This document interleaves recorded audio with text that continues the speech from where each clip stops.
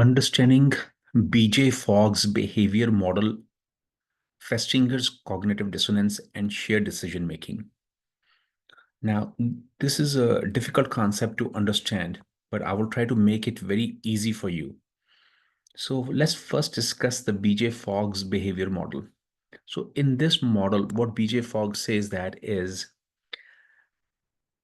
from whenever you want to change somebody's habits, you want to make sure you focus on the ability of the patient. Let's say ability of the client or ability of the patient. Never try to motivate a person. Why? Because the energy required in motivation is super duper high. Always try to change the ability because ability has less activation threshold. If you want to ask somebody to stop smoking, making them able, making them understand, and changing their behavior is easy. So he goes by with this fog behavior model, and he says to change the behavior, motivation, prompt, ability. So this is how he kind of says M as in motivation, A ability, and prompt. That's how he explains in his book Tiny Habits. Make sure you read more about that. But let's extend this model to a little bit more. Let's extend this model and extrapolate. So what I have done over here is I've taken the x-axis and y-axis. On the x-axis, I have mentioned same what BJ Fogg mentions is ability. On the y-axis, I mention over here motivation. And this is the same concept which he has mentioned. The positive sign is like if you want to make sure you want to change the habit, or if you want to change the behavior of the patient. So motivation, ability, and prompt. Always focus on the ability first rather than motivating, because this side is all negative. This is all negative. This is positive. Now, if you have to make sure you activate so much, you motivate the patient so much, and this is where the motivation will still land, and this is still the negative part, not the positive part. Very important to understand. To cross this threshold is important. Then only you'll be able to change. And here you can see if you want to change the patient's ability, it is very easy to activate the patient. To change, to make them able is easier rather than to motivate. Now let's extrapolate this. This is the positive side, this is the negative side of the y-axis. On the negative sides, the patients are demotivated. And here on the negative side of the x-axis is inability. Now, I have mentioned it over here negative. This is negative also. This is all negative, negative, negative. But this is super duper negative. This is negative to the nth level. Here, it is very difficult for the patient to be pulled from here and taken them to the positive side. So extending that same concept of the BJ Fogg from taking them and portraying that into the x-axis and y-axis is the key thing. Very important to understand the concept. Now, this is the same thing which I have explained, but in a little bit more elaborate way. Now, we have already discussed about this. We have already discussed that how, if you want to activate the patient, you have to bring them to positive side. Now, there's a very interesting concept of cognitive dissonance. In his book, Neil Isle, Hooked, his book is Hooked, and he explains this cognitive dissonance. This basically is a concept which was explained by Festinger's cognitive dissonance. He says that to change cognitive dissonance, either you change the behavior, you change the belief system, you rationalize the belief. When you explain to the patient has a dissonance. okay, or you explain it to your customer or client, everybody has a dissonance. When you have more dissonance, let's say if you have a dissonance is over here, to bring the patient from here to here, you require so much of energy. You require so much of energy. To change the belief system, it is very difficult. To a patient who is demotivated and to motivate the patient, it is so much energy is required. So to change the belief system, it is very difficult.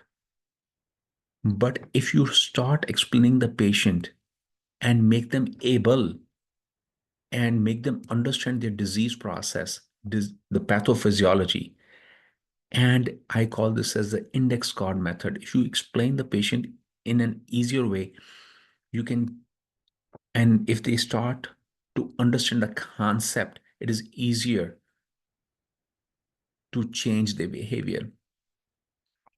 Now, let's understand with the help of an smoking. So, if I explain the patient with the help of let's crush smoking, okay, my methodology of how to overcome smoking, and I explain them each and every part of the side effects of smoking, they may have a different reward system in their brain which they are benefiting from. To change the behavior after explaining the pathophysiology, it is easier. So I am making them able.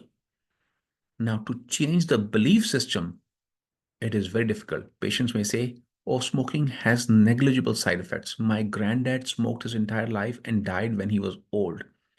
To shake one's belief, you require a constant motivation. The same thing which I just explained. So bringing them from negative to positive is huge. The energy required is crazy. So, patients will not change their belief system because their granddad died at 90 years of age and he was two-pack smoker. How can you change? How can you motivate?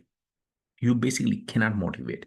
You can make them able by explaining them the pathophysiology, by explaining them what smoking will cause. And some patients will say they will try to rationalize the belief system. Smoking helps me to reduce the stress and prevents the weight gain. They will try to rationalize. They will rationalize the smoking is good for your health. Now, when to change the belief system, or you have to do a shared decision making. It is very difficult to change the belief system, but this is where shared decision making comes. This is where you need the knowledge of sensitivity and specificity, the positive predictive value, the negative predictive value. This is where you need the help from up to date. So when you're ordering a test, when you're explaining to the patient, you can make sure that they understand about sensitivity and specificity. So how I go by understanding the shared decision making is, first question you will, you always listen to the patient. You listen to the patient. You try to answer their expectations.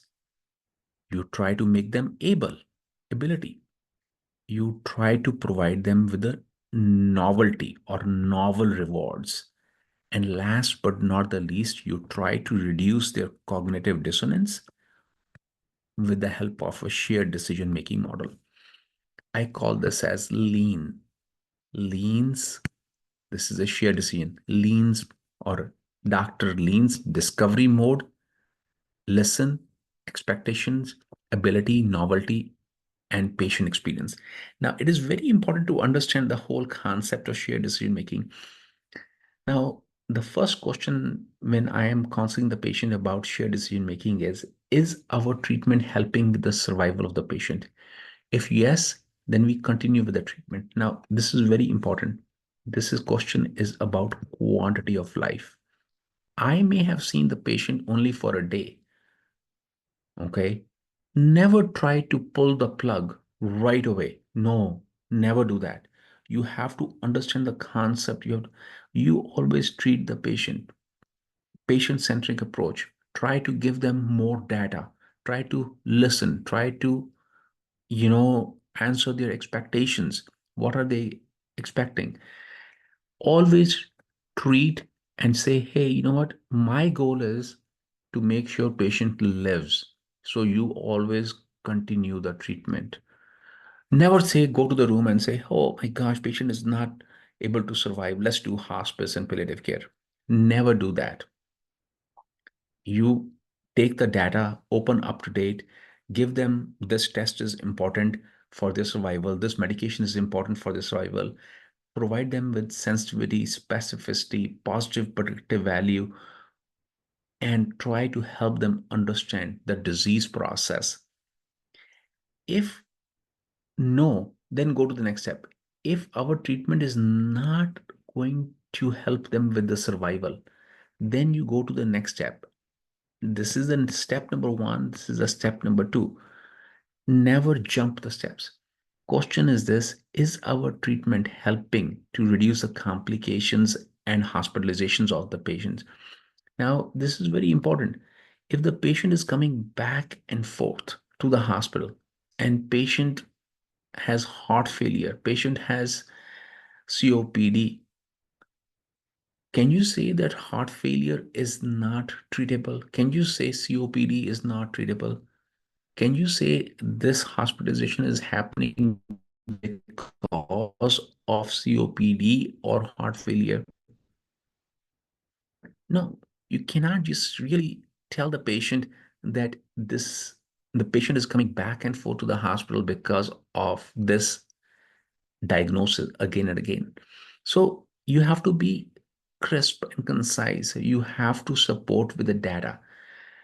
Make sure you have sensitivity and specificity. Okay, the patient may go home and may be having bad food products and not able to adhere to the diet. Family is not there to help them. Patient is languishing in the nursing home. Patient has dementia. There are so many comorbidities. Then you say, oh, you know what? He has heart failure, he has COPD, and he has so many things going on. And this is the reason I am going to go to the next step. So the next question comes to mind. If the complications and hospitalizations are not reduced or they are increased, then what do you do? Is our treatment helping to improve the quality of life?